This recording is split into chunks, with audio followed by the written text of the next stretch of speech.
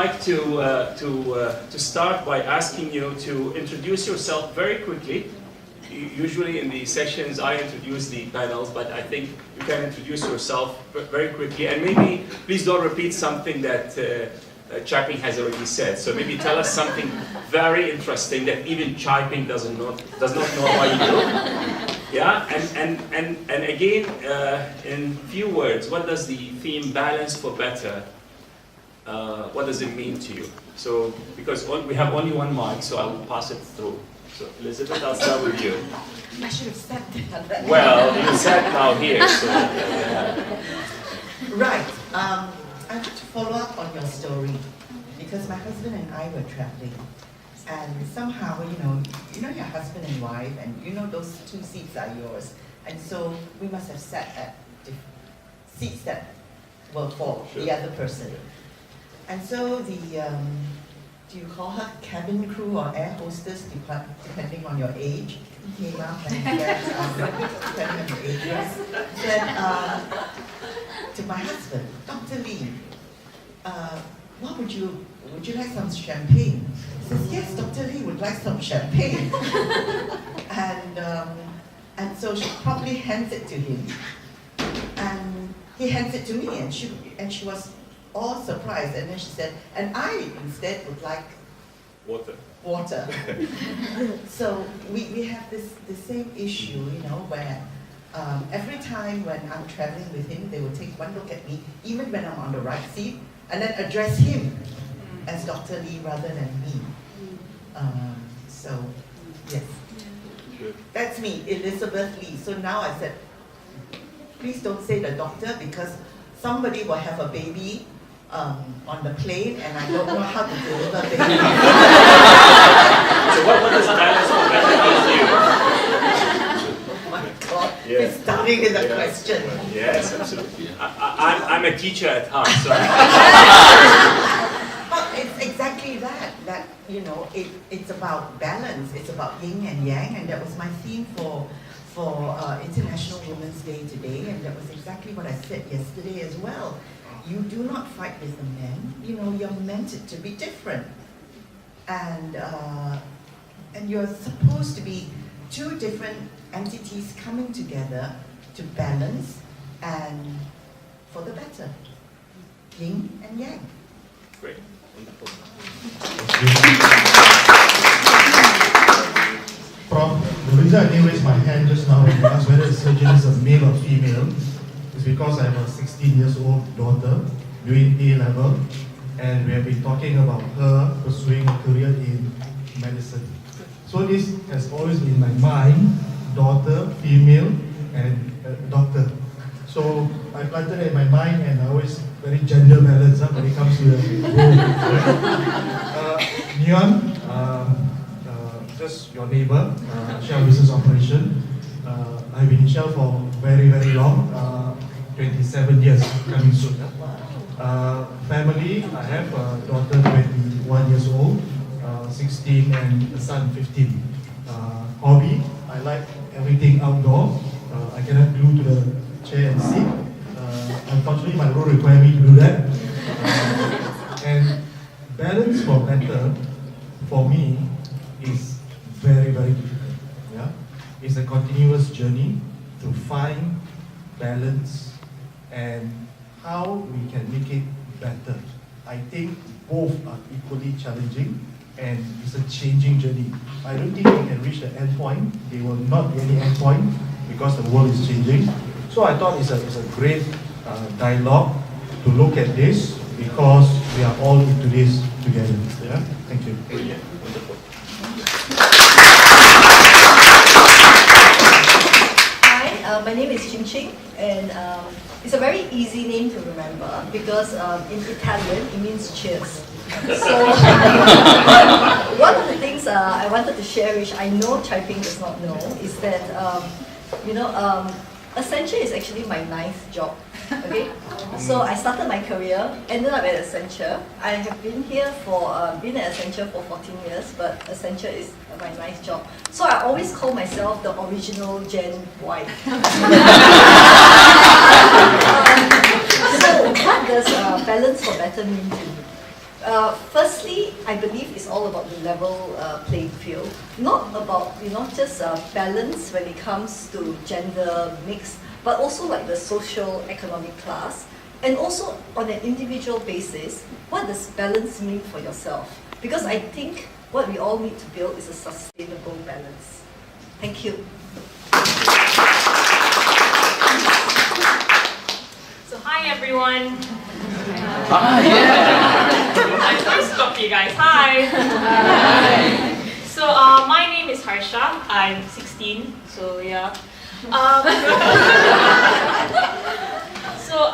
I am also, if you're wondering why I'm here, I'm also the CMO of this social enterprise called Ascendance, who works with thousands of youngsters across the country to help them discover what they love doing and how they can start their own social projects, businesses, while they are still in school and impact communities at the same time.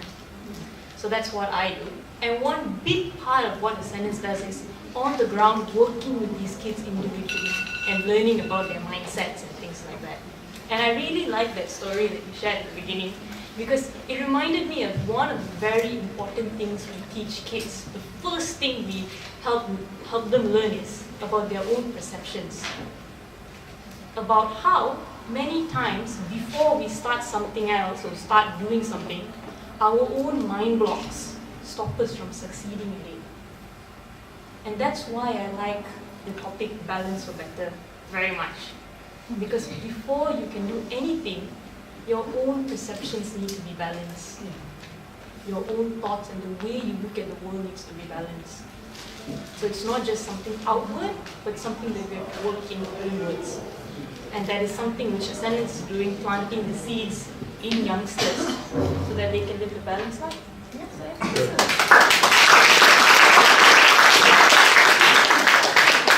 You guys can hear me without the mic, right? Yeah.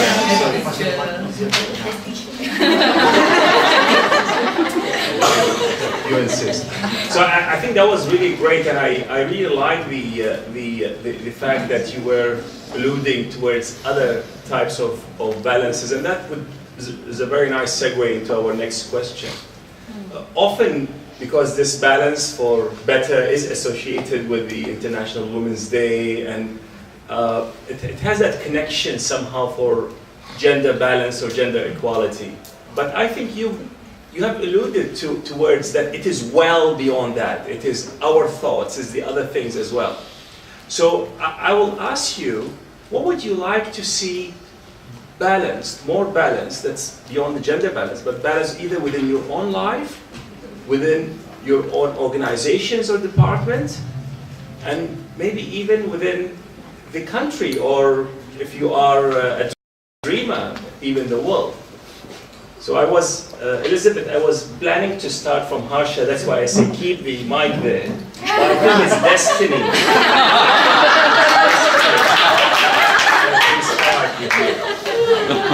So something that you would like to see.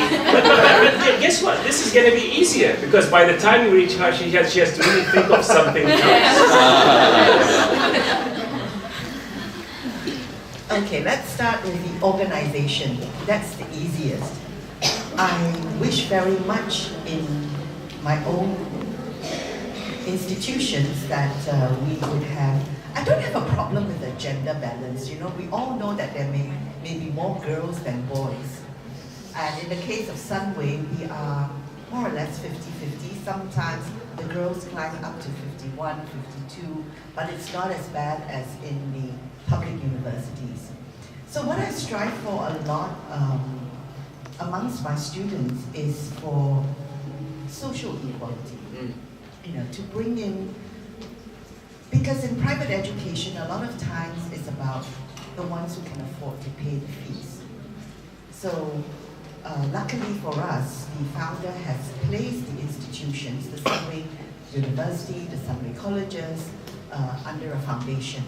So as such, it has allowed us to give out a lot more scholarships, a lot more grants, a lot more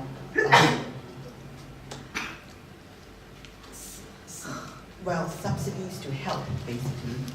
And so what we have done with that is to try to bring in for example, the children from the welfare homes, to allow us to have more of a social balance. And the other thing would be racial balance. We all know that in private education, most of us, if not all of us, unless it is a booming institution, we really lack Bumi Putri students. I think they are just shy and unsure about the environment. So that's something that we're striving to do, to overcome, and we seem to be doing a lot better now. When it comes to the staff, I think gender-wise we are all right. I do think that it helps having a lady to be in charge because we tend to strive for balance more. I somehow sometimes think that men just feel more comfortable working with other men. I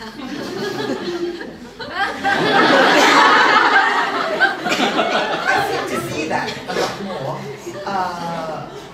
And the women are more, are more balanced in this matter. When I see them interviewing people, it doesn't matter whether it's a man or a woman. But when it's a man, I do notice that they gravitate towards the men more, And when I said the woman, and they said the woman, and they tried to say, well, the men were better or something, And then when you really search, they said, yeah, you're right, the woman is better, let's give her the job. So that's what I have noticed, whether we like it or not. So from the work point of view, the social balance and the racial balance is all right. In my life, I have 3 girls. The house is totally not balanced. 3 girls. At one point, the cats were also female. My poor husband. So, I don't think we can strive for a lot of balance there. Unfortunately, God meant it to be. So, so be it. But now the boyfriends are coming, so. Let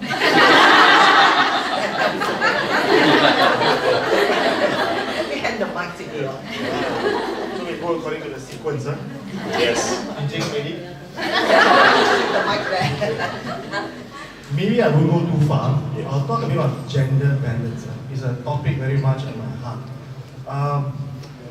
I think, why am I saying it's difficult?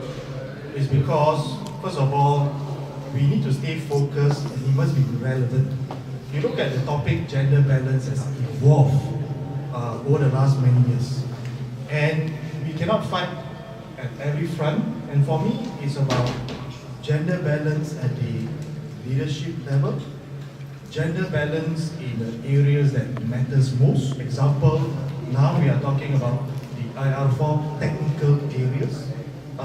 Gender balance in the area where we need more creativity, courage, boldness as we embrace the new era. I think we need to be very focused in this area and stay very relevant. Otherwise, we lose the appeal if we keep on changing the agenda every now and then. Yeah? But I think it's also a topic about being forward-looking, because when we talk about gender balance, we tend to stay very static. We look at the situation today, but for me, gender balance is tomorrow, because disruption is coming. We are embracing data and digital. And I give you an example, one worrying trend I'm seeing.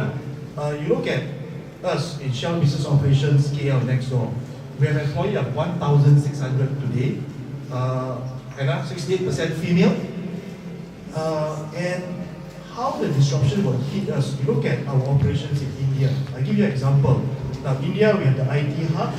We have in Chennai, people doing finance data. And you look at the gender balance, it's 70% male, 30% female. And recently, when we outsourced our IT services to a company, and they came over, 100% male in the team. And if you look at this, gender balance is not about today, it's about tomorrow. Are we ready to embrace changes tomorrow in the area of data, digital, female talent ready to embrace the topic seems to be quite technical. You know, in upstream Malaysia, we're talking about getting more female to become engineers. I mean, in Heriot Watt, you're doing a good job in that. Huh? But you see, this is more than technical. Now it's about embracing the change for tomorrow to maintain a gender balance. But I think the last one, I think really I'm very passionate about is about quality. It's not quantity. Because we always look at 30%, 20%. So in Malaysia, we always look at percentage. Yeah. But for me, it's quality. It's okay if it's 5% or 10%, but make sure we have the right quality. When we talk about quality, it's sustainable quality. It's not quality for today, when the disruption arrives, all gone and we're back to zero.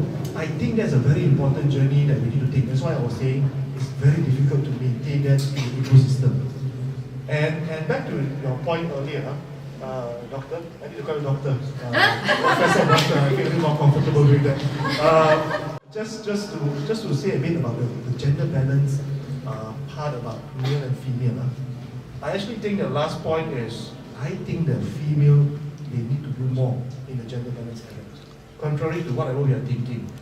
I found actually the male are very much embracing this journey. But I do see female leaders yet to come forward in a big way. Example, I give you, mentoring circle. I see more male leaders stepping up and saying, let me do it. The male managers tend to be more caring, right? Let me ask my 3 colleagues. Kind of embracing it a bit more, but I see the female, once they're up there, sometimes they need to give a stronger hand to pull their colleagues up and be a role model and play the role together. Because we are talking about balance. It cannot be the male embracing this because they are worried they are being attacked, or the female say, I'm on the right side, I'm in the right balance, and you do it more. I saw that, I see it still, and I think we are not doing enough in the area of gender balance. So I hope it's also a role model, and people can all come out and do it together, because we are talking about balance for better, not just balance, but for better. Yeah? Thank you. Thanks, Nyon. And I think the point that Nyon makes actually resonates with me. Because, you know, we are actually heading into a digital era of disruption. So in terms of our knowledge and how we be creative to, you know, ride the wave of robotic process automation and artificial intelligence, it is so imperative that we actually make sure that our upcoming youngsters, whether male or female, they need to be educated in intelligent disruption. Okay, so some of my thoughts. You know, when I was little, right, my dad is a scientist, and my dad had expectations of me that regardless of whether you're male or female, I expect you to do well in math. Okay, so I want to say, although I am a lawyer, I have very good math skills. So, and I think it's possible. I think the responsibility does not rest with an organization for gender equality. I think it rests with all of us. It is all our collective responsibility to instill this in our children, because that helps raise the next generation. So I'm challenging all of you today, whether you have like kids who are 1 year old, 2 years old, 16 years old, please support them, you know, to create that gender balanced world. Okay, so that's one of the gender aspects that's very important to me. The other aspect is about socio-economic class. So I want to applaud Experian for actually doing the CSR events in conjunction with this event, because it is so important that we actually help people. So big round of applause for yourselves.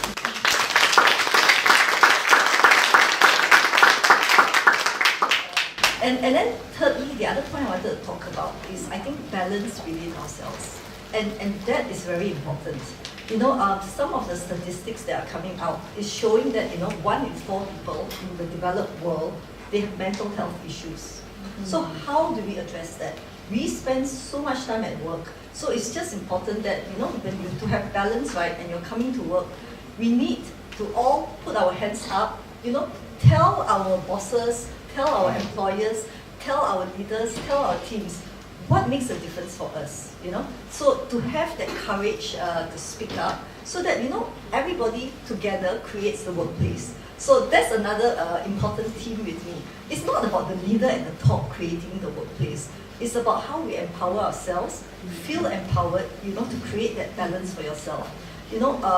Whether you are single, if you're single, you need time with your friends. If you're a working mother like myself, we call ourselves the sandwich generation because we have responsibility for our parents, we also have responsibility for our children, and then you need a little bit of time out for yourself. Otherwise, it's a circle of activities. For the men, right, also under stress, just like the women, they need time to exercise or to go outdoors. So I think, right, in terms of the individual, other than the responsibility to, make sure that you are building the right next generation, it's also about, empowering yourself to make that change. Not saying, oh, I'm just one person, what can I do? It's really like having the courage, just speaking up, because that's how like movements start. Okay, so that's all I wanted to share. Thank you. Wow, okay. I've got my class. I have to top all of that. No, for it. So, can I just share a quick story? How many of you guys remember how it's like to be kids? To be in preschool, to be in preschool, yeah. We were all in preschool once, I hope none of you were. So yeah. And one story that my mom likes to tell is when my sister was about 6, she had a birthday party and she invited 10 friends, all of her classmates. And there were 8 girls and 2 boys. And 1 boy didn't turn up. So it was this 1 boy and these 8 girls. And the boy's mother panicked. She came there and she was like, my son is the only boy.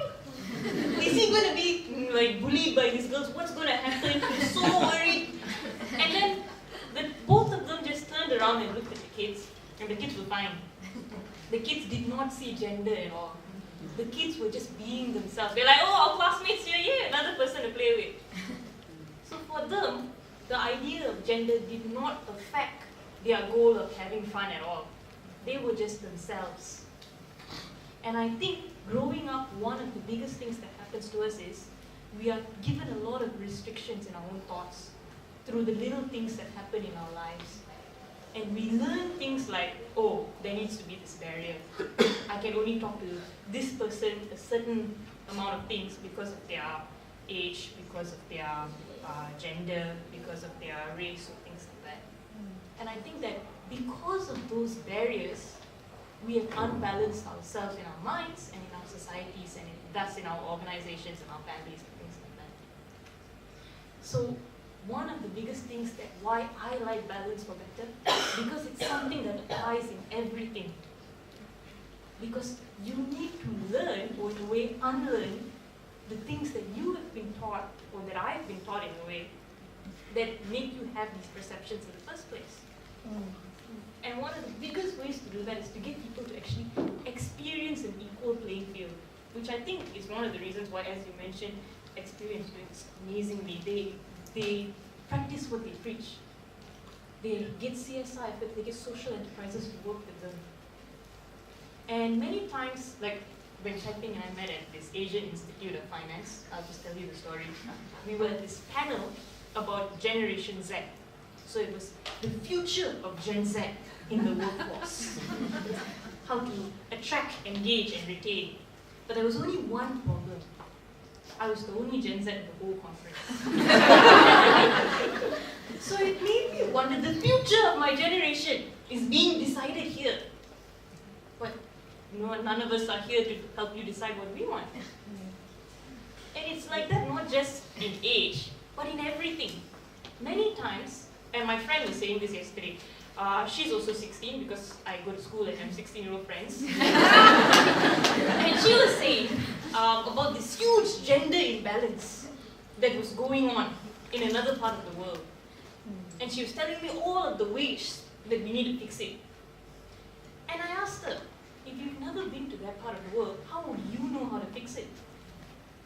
And the only people who know how to fix it would be the people experiencing it there and then. And that's one of the reasons why events like this is important, because you get the people who are going through it. One of the things that Ascendance does is we work with youngsters in homeschool centers, in private schools, international schools, and we also work with youngsters in orphanages, in children's homes, the dropout students also. So you can see there's a little bit of a gap between where people put them on the socio-economic scale. But the interesting thing is, once you give them a goal, once you give them a shared vision, you begin to slowly take out the blocks that they have between one another. And they begin to see each other as people. And once they have that, then they are able to discuss their problems. Then they are able to work together to find a solution. But it's because everyone at the spectrum is focused on the same goal. And is giving their best without prejudice, without any barrier in their own minds against different people, that they are able to come to this conclusion, or they're able to find the best possible solution and have the resources and the people to work with them to get it done. So that's what we see in working towards gender equality, inequality between different races, inequality between people of different ages, of different social backgrounds, different economic backgrounds. That's just my take on it. So thank you.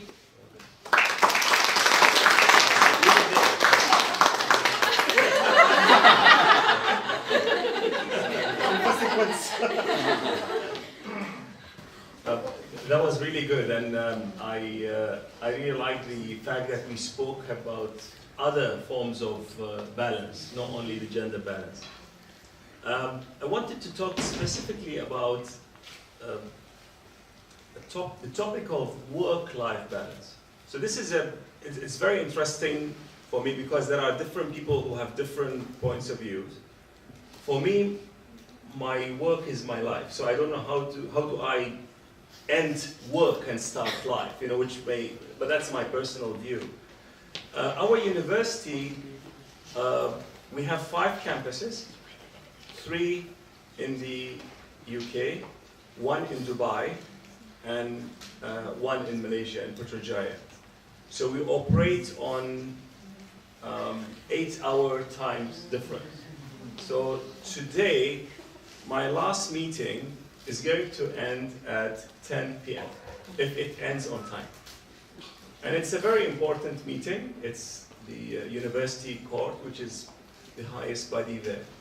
Now, we have another challenge. So my colleague, the Provost in Dubai, will be ending his day at maybe 6 o'clock, but it's Friday in Dubai. And in Dubai, it is the weekend that he has to work.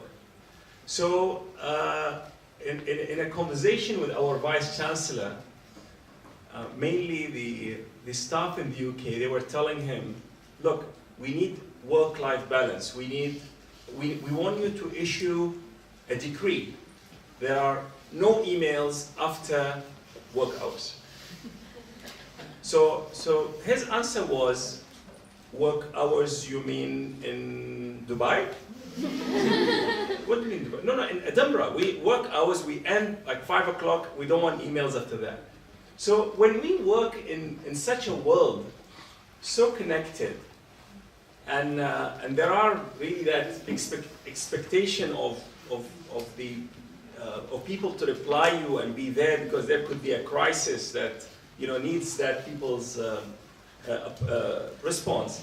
So what is really work-life balance? How do you achieve it? What are your takes on it? And I will insist this time on starting by Nyon.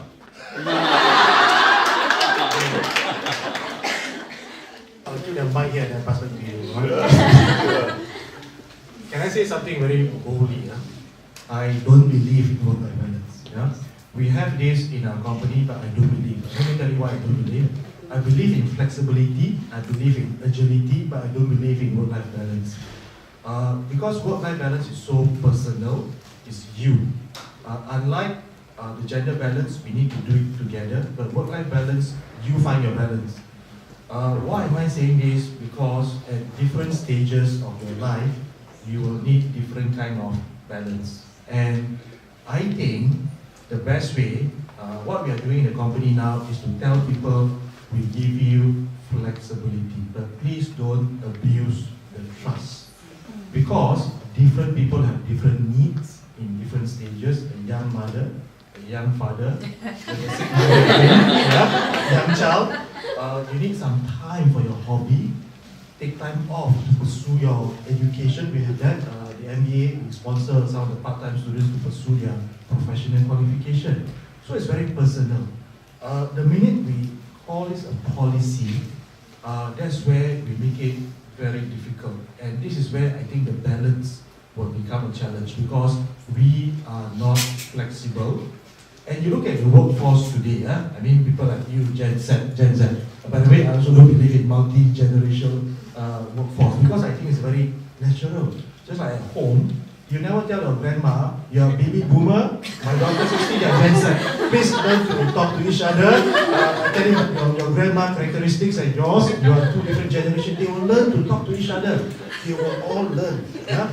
So I think at the end of the day, the work-life balance will find its balance if you respect individuals as individuals. And we respect them, we trust them. Because the minute we trust them, whatever policy we have written in the wall, I think is as good as useless. Because the world is connected by data, digital and technology. I had that struggle, Prof. About 10 years ago. I had this problem because I was the only one in Asia and the rest are in Europe. I tend to have my work days until 11 or 12 midnight. By the way, I have stayed overnight in the office before, from morning 9 until 6 in the morning. And I told myself it's not doable, right? It's not doable. So I started to make some plans to block up my Monday and Friday. I refused to do any calls. Tuesday to Thursday, yes. But I found that it's still not sustainable. I was there for 6 years. And I think when I reflected upon that, it's your choice. You make your choice depending on your phase of your life. You make your career choices. You are a mother, you are a father, where you want to be, how fast you want to climb the corporate ladder, you want to take some time off, it's your choice. I think if you can put that work-life balance into the whole balance for better, I think that's the meaning of better, because we become a better organization that we respect people, we allow people space, and that's why I think together we are better than we dictate what balance means for you and for me. Unlike balance for better, you need a bit of focus and role modeling. This one, I think, is personal empowerment and behavior. Yeah? Prof, who should I pass this to now? The balance is in your hands. Let me pass to you, Harsha. Any of you? Alright, hi. So I like this whole work-life balance thing, because some of you may be wondering, Harsha, you go to school, you can't always skip school to do work, right? Okay. So what Ascendance does, as I mentioned earlier, is we work with youngsters, over 1,000 youngsters across the country, to help them discover what they love doing and start their own businesses. Sounds nice, right? But have you ever worked with teenagers? They work non-stop. If they are really into something, they'll be texting you at midnight. They will be planning all the time. So they are working, they are doing what they love, they're doing it 24/7, and we have to manage them and guide them. So our work never really ends. And at the same time, we also run Ascendance as a social business. So there's a business aspect to it. And my job is marketing, which means I have to work with other companies. I work with other NGOs who have working hours, which are 8 to 5, which are the times which I'm at school. So a lot of my work-life balance, in a sense, is finding my time to do work first. So I'll be calling companies, I'll be calling CEOs in my lunch breaks in class. I'll be 5 minutes late for class because I'm like, sorry teacher, let me just set this appointment and then I'll come for your class. A couple of classes, my teachers would be like, what are you doing on your phone? I'm like, I'm sending this email to the CEO to get this deal done. Can you please give me 5 minutes? And my teacher is like, what do I do now? I've never had a child tell me this, but okay, send your email then, I guess. So, on one sense, a lot of people worry, do you not have a childhood, Harsha? Because your job is 24/7. It's every minute I can, I need to work on something that I know will help people and I know will help my other youngsters out there. And at the same time, Ascendance is not the only thing I do. I'm also a website and app developer. I'm also a musician. I was on Asia's Got Talent Season 2. Yeah. So there are other things I do. And I think that one thing that has kept me, and not just me, because everyone in my organization is equally busy, they all have equally weird lives, and you can ask them later. What keeps us all going is that it's not just work, which is the constant thought in our mind. It's happiness, health, work, and education if you're still in school. So your mind is constantly focused on all four, on all three. You need to prioritize your own happiness, your own health, as important as we prioritize our work, which even for me sometimes is difficult. Because work is fun, you can see it moving, you have a goal, you know where you're going. It's addictive to be part, to work in something and to see the progress in it. But it's spreading that addictive feeling to your happiness and your health. To telling yourself, this is something for me. And when you're working, keeping that in mind as well. And when you're having fun with family and everything, you balance your perspective so that everything is linked. Not separating my happiness, not separating my health, not separating my work. But in any moment, all three are part of me. And it's having those goals, things that you look at every day, that balance your perspective, I think. And that's how I work, that's how the kids we work with are adapting towards it. And that's how all of us keep going. Thank you.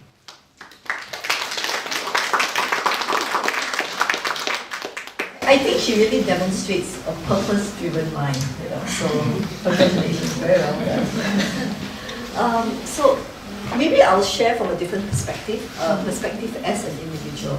So I take care of about 10 countries, ranging from Argentina, Mauritius, Slovakia, Romania, Poland, Italy, India, Philippines, and China. So if I start my workday at any point in time, it doesn't matter what time I start. If I start at 6, somebody will ping me at 6 a.m. If I sleep at 12, somebody will ping me at 12 p.m., right? So a lot of times, just to balance my life, together with my husband, my 3 kids, my dog, right? It is very important, I guess, for 2 things. Number one, you need to decide what is your priority, right? What is important to you? And I can tell you, throughout my entire life, my family has been the most important to me. So I think if you know where your North Star is and what your priorities are, you can actually sort it out around your time around your priorities. So, I would encourage that, the day can just consume you. You can go from day to day to day, and suddenly, before you know it, a year has passed. So what I think has been very helpful for me is to, always sit back and sort of an hour or 2 hours, or even a whole afternoon of doing nothing and just reflecting on what are you trying to achieve. Are you giving space and time to your priorities? Because if you are, you actually achieve what you focus on. So I guess that's one. And then the second thing that I would say is, I try to be present in the moment. So, like a lot of people who say they're very connected on all the time, multitasking, maybe try just to be present in the moment, because I think that really helps. If you're with your kid, you're not trying to answer emails to your frantic colleague about an issue, but you're really spending time with your child. If you're at work, you are actually focusing on, doing whatever you need to do. And there is this wonderful period when you're working, when you're in the flow, right? And things are very efficient, you get a lot of things done that week. So I would again actually say, you have to take control, and that has been helpful to me. Brilliant.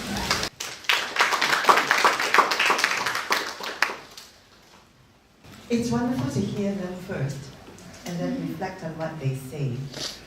I totally agree with Nyon that work-life balance is about personal balance. And a lot of times when people come up to talk to me and say, oh, I need work-life balance, I actually joke about you're old. If you come and tell me that you need work-life balance, you're old. Because the young person over there, look at what they are doing. And as Harsha was saying, you know, how many of you work with teenagers? I do. All my students are like that. They don't sleep. So I know exactly. I have children. My children don't sleep. You know, they're so purpose-driven. They are so, you know, determined. They will work through the night if they need to and then sleep 48 hours after that. So I'm quite used to that kind of experience at home. And sometimes they said, "Mommy, are you trying to keep up?" I said, "Perhaps I am." Now, the other thing I wanted to share is this idea of hobby that you mentioned. And I always say this to my colleagues who then get very grum with me, or they get very upset. I said, make your work your hobby and you'll not have to work another day. I know that doesn't belong to me, many people say that, but it is true. And like you, sir, I do love my work. And at the end of the day, we have to ask ourselves, are we torn between duty and love? Or are we torn between duty and work? Which is it? We seem to think that being a mother, being a wife, being a child, we have certain duties. Of course we do. But at the same time, the seeking for happiness. What about ourselves? We have to love ourselves first. What is it that we love to do? Do we love our work? Because if we do, we will be sleeping overnight in our office. Working overnight. And that's no big deal, really. It's really no big deal. In fact, at some point I was telling my colleagues, I said, you know those Google sleep pods, can you just bring a few in, you know, put one in my office, put, you know, scatter them around the campus. And they kind of looked at me and I said, look, do it before the students bring the bed in. And actually the students brought the bed in, you know, they put it in the library. And they had this need for sleep campaign, you know, and invited people to sleep on the bed.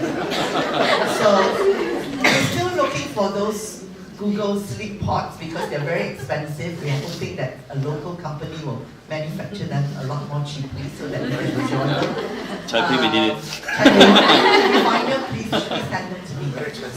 But the point is, again, coming back to this, you know, what do you personally, what makes you personally feel happy? And if you put work first, then you have to look for that work that makes you happy. I'm very privileged. My husband knew right from the beginning what makes me most happy. So one time I said to him, I said, darling, please, why don't you just go and make a lot of money so I can be a tai-tai, you know, and I can have tea with my friends. I mean, look at them, you know, going handbag shopping and jewelry shopping and having tea, and I have to work. And he said, come on, you'll be bored stiff. You will be bored stiff. So go out and work. Me, have a fourth child, you stay home. So I have 3 children. And he very kindly brought the office home. He abandoned his beautiful office and brought it home so that he could at least keep an eye on things at home. So I am very blessed in that way. But like I said, he said, have that 4th child and you stay home. I thought that was very interesting discussion because work balance is one of these things that you know we really need to examine. It looks very good at the surface, but we need to examine, and maybe what we need is that dynamic work balance that changes with you as you said. Just like the rest of you who have been texting and chatting back there and answering emails right there where we speak, I receive texts and emails and I respond to them because sometimes it's easier to give a response immediately. And my family complains that this happens. And now they all do it. But anyway, last year we went out. We went to Port Dickson for 3 days. I don't take many leaves, but I do take few days a year where we go out. I mean, we stay in a nice hotel and spend some time together. And I made a decision. I'm going to turn off my phone throughout the 3 days. So I informed my boss, the Vice Chancellor. I told him this, and I gave him my son's number, just in case. Yeah? And in Malaysia, I gave my Chief Operating Officer my son's number. There's only 2 people that I told them, I have family around the world, but I didn't tell them that I'm turning off my phone, because if they really need me and they can't call me, they start calling my wife and the rest of it. And it wasn't that different. So my kids were on the phone. The phone was with us just in case we need it, but it was off. Not airplane mode or whatever, it was off. As a matter of fact, we were on the beach and my wife forgot her phone and she said, can we turn on your phone just to take a picture? I say no. The moment I turn it on, things will come in and I have to respond to that. Yeah, so I really think it's a new world that would require some new thinking, some dynamic kind of thinking. We are, I think, approaching the end, so I just want to pick your brain on something that Nyon, you spoke about, which is the role of women in gender balance. And before I start, as you could imagine, I should have a personal story to connect all of that. So I regularly write in the Star, and if you want to be on my distribution list, just pass a card with a mobile phone number and I'll send that to you. So when I write something and I send it around, usually I get well done, thumbs up, and all this kind of thing. So I thought I'm a very good writer. Until I wrote the piece on the 8th of March for the International Women's Day.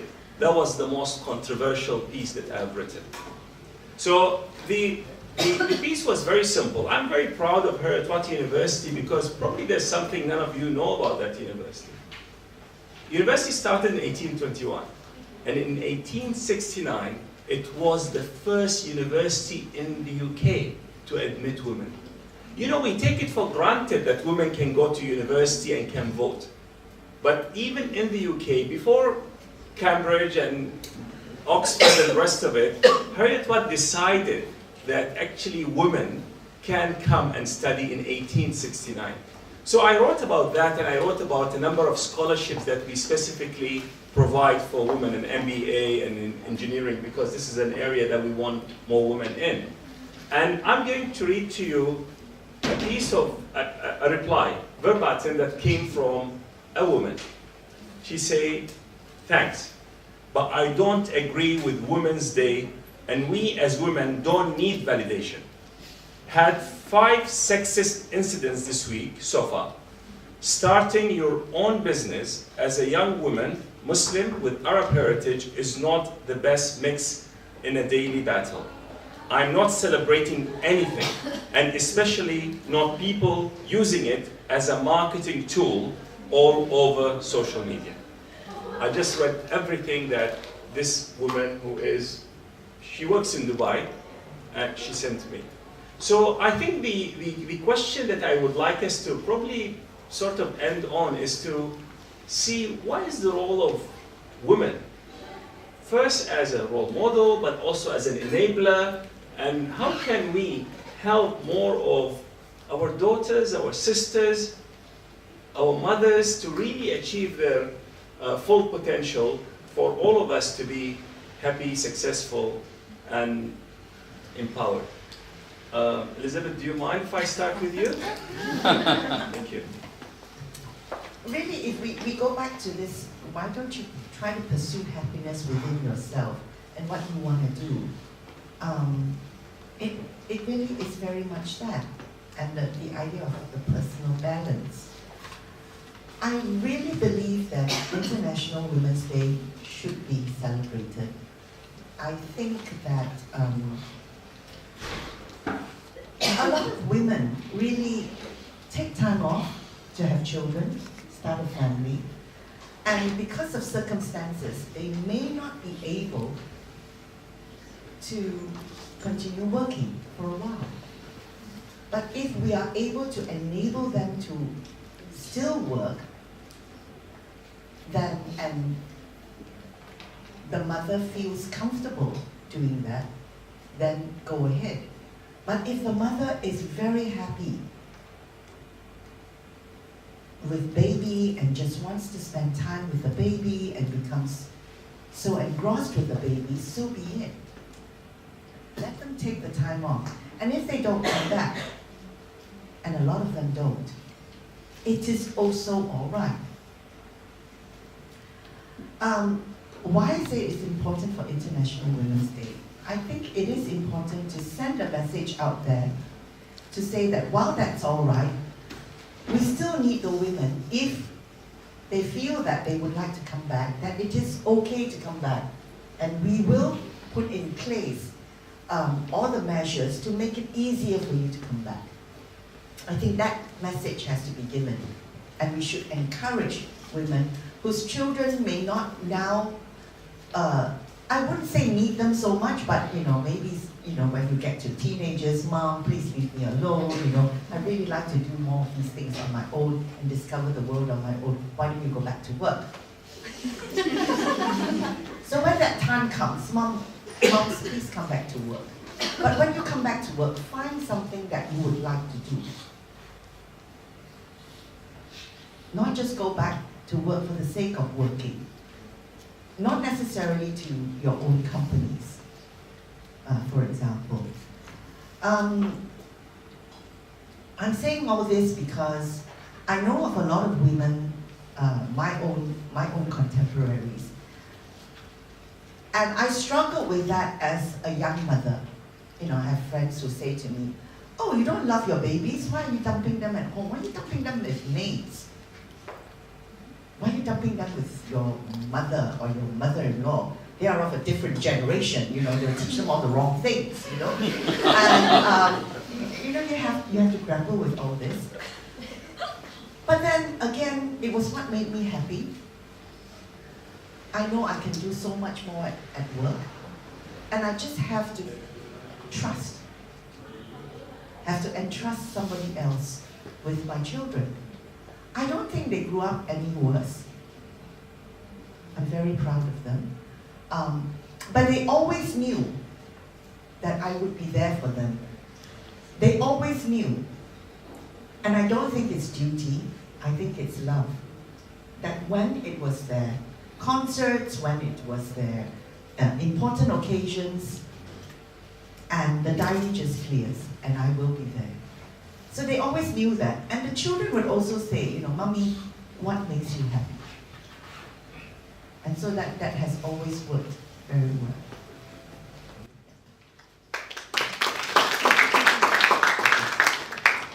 I actually learned my first lesson about gender balance 2 years ago. So at the time my second daughter was 14 years old, and she came back and asked me, she was eyeing for the role of a head prefect in the school. So I asked her, is it head boy or head girl you're talking about? I thought about head girl, and immediately she actually said, Dad, why are you so sexist? Because during my days, I immediately realized we always have a head boy and a head girl in school, because I was very scared of them. So, don't you have that in your school? But I realized in this school now, there's only one position called head prefect, and it's based on capabilities without taking into account the gender. There's one. And many years back, when I was in my first expatriate assignment in Bangkok, my youngest son was born. My first two kids, me and my wife always give them Barbie dolls. Those days, watch Powerpuff Girls and all those characters. So when we arrived in Beijing for my assignment, my son was about 1-2 years old. So my wife was trying to give him some toys, Barbie or whatever. It's instinct, right? He rejected. He said, I want Cruise. He wants to watch the Cars movie. Yeah? And my wife bought him a t-shirt saying, Daddy's helper. Right? So, I learned my lesson as well, that you have to respect that you still have qualities, characteristics, because of a different gender. So you just be yourself and be confident with who you are. I think that two kind of stick in my mind very clearly, that International Women's Day, or whatever we talk about, is to recognize that while we have differences in gender, because truly when we're born is different, we are different. And you know, how we see colors are different. Example, when I was buying my pants, I would say this is blue. My wife would say, no, this is a dark blue. Okay? I say, oh, this is beautiful, it's turquoise. I don't even know what is turquoise. Right? I use 7 colors in my mind. So we recognize that we are different capabilities, strength, and yet we are unique because we are confident of who we are at home, at the workplace, and we contribute to the company, to the country, based on our capabilities and who we are. And I always share this when I see women rise up to leadership. And my previous VP, she was an American lady. I always see this in her is that when you rise up to the senior leadership role, a woman, they do not have to behave like a man. You don't have to be tough. You are who you are. I always believe a man, you just be who you are, build up your capabilities, and I think if all of us can do that, I think celebrating International Women's Day is just a format. For me, during that day, I'm not even thinking about the female colleagues in the office. I'm thinking about my mother, 81 years old. What is my role as a son? There's also a woman at home, by the way. The 2 kids, one 21 years old in UK and one A-level. What is their sense of purpose? So whenever they say 16 years old, I think same age as you, whenever she says she wants to pursue a career, I ask her 2 questions. What is your passion and what is your sense of purpose? Yeah, seems very philosophical, but never mind, they'll figure out. So I think if you do that, irrespective of whether they are male, female, whether they are the age, whether they are what race they are in, which company they work for, what ranks, I think we are all on the journey to find that right balance in our organization. I think as long as we do that with a deep sense of humility, knowing where we want to be in terms of sense of purpose, and try to role model, I think it's a personal empowerment. Do your part, recognizing your capabilities and your uniqueness. I think we will find balance for better in the company, at home, and we perhaps don't need International Women's Day, but just another day to remind us that yes, please take some time. Just like in Shell, we do the safety day. Doesn't mean that 364 days you're unsafe. Safety day, we come back to your safety. No, this is to remind you that day, please spend more time talking about it, focusing on it, and take a step back and say, re-examine, where am I in this journey? So I think for me it's as simple as that. Yeah? Thank you.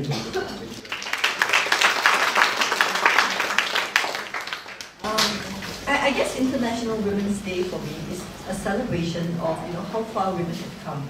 In terms of being able to vote and having like equality and a level playing field. I think one of the things that we still all can do better is not to make sure that women can make choices without guilt. No guilt, right? Whatever choices we make, if you want to stay at home, perfectly fine. You want to be CEO, you want to go to the moon, astronaut, perfectly fine. I think that's the message that resonates the most strongly with me. That we shouldn't stereotype, and we should make sure that if my son wants to become a chef, it's perfectly normal. If he wants to be a homemaker, that's perfectly normal too. So that we are making sure that it's equal for everybody, not stereotyping either sex.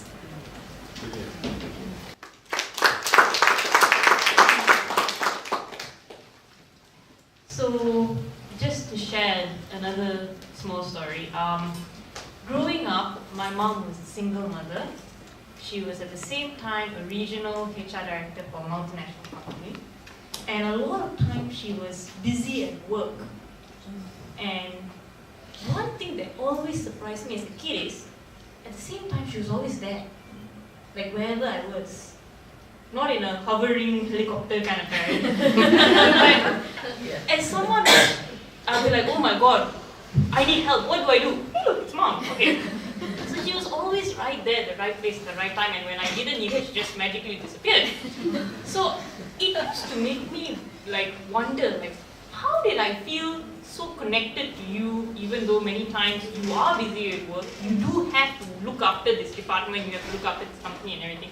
How do I know, or how do I feel that connection still? And it's today that when I work with people, when I work with other companies, I realize one thing that my mother did, as much as when she was busy with work, when she was with us, she always got our opinion on it, which was very strange.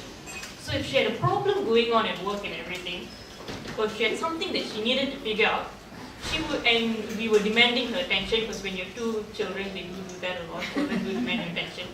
She would say, okay, I know you have a problem, but I have a problem now too. Maybe we can help each other figure out our problems. And I would go for, normally I'd let her go first, because you know, they raised me to be polite, so. And she would say, okay, this organization, this thing is happening and everything, what do you think?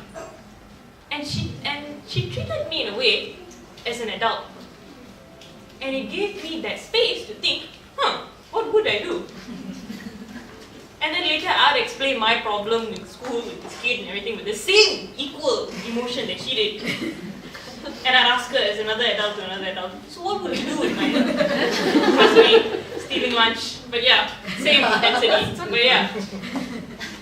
And I think that it was that space to allow a kid to think that makes them a balanced individual. She had many problems in the office that she needed to solve. She was in HR, so according to her, every time someone had a problem, she'd go and meet them and talk to them and see how to fix it as an organization. And it was from things like hiring and letting go people, and from things like there was disputes among gender, among different areas. And it's because she took that time to share that experience with me that I was able to learn about it. And I grew up never knowing that there was actually any imbalance. Because for me, the only role model I had was this amazing lady who could balance everything well. And then I grew up and went to the working world, and I go to schools everywhere, and I realized that not every kid has the same perception as I did. Not every kid thinks that women can do certain things, that they can take charge, that they can lead. And it's a perception that is actually common in different areas. And when I first met someone who had this perception, I was so shocked. Because here I am meeting another kid who doesn't believe the same thing I do, and we're both female. So I'm like, this is strange. But it made me see the importance of the people in your environment. Because we learn, we as humans are creatures of the environment. We adapt, we learn, we survive in a way. And your environment is no longer a jungle with tigers that you have to fight and everything as it was 3,000 years ago. Today, it's the people you meet. It's the experiences you have in your day-to-day life. It's what people around you are talking about. It's how they behave. It's how they have been programmed and brought up as well. And so creating an environment where people can feel that they are equal, where people can be themselves. So today at Ascendance, our core team is run by 4 people. 3 of them are ladies. Poor guy, I know, but no, we are balanced in a way. Because it's not about, we didn't pick, okay, we have 4 positions, we need a 75% majority, we give 1 token spot to guy. No, it was just who wants to do this job? Who is good at this job? Who can do this? And only later, I think about a year later, when we started going for meetings and everyone started mentioning, oh, you guys have 3 girls and a guy in your team, how unusual. And we'd be like, we do? And we counted, okay, yes, we do. So yeah. And just like that, even among the 3 women who run Ascendance, we are very, very different. Balance means something different to each of us. So it's, for example, when you grow up as a child, There's some things that you want to do. Like for me, I always like playing football. I'd go to school, I'd come back covered in mud. My parents, it was my grandma's nightmare, she would start laundry. But my sister, she would go to school, she would come back clean. She liked studying, she liked her friends, she liked music and everything. So for me, balance was I was able to go and play these sports with these guys and everything. It was our friends and everything. For her, balance was like, please get me as far away from the football pitch as possible. I would like to go to the music room and play the piano and everything. So it meant something different to each of us. But it was that ability to have a space where we can say, this is me. This is what it means to me. And having the balance that you feel you should have. So it's not a one-size-fits-all kind of thing. And that is what I think Experian is creating. I think it's what all of you are creating in your organizations. It's what Ascendance is creating. Just the environment for you to be yourself and to find your own balance, whether you're a guy, a girl, it doesn't matter. That's about it. Great.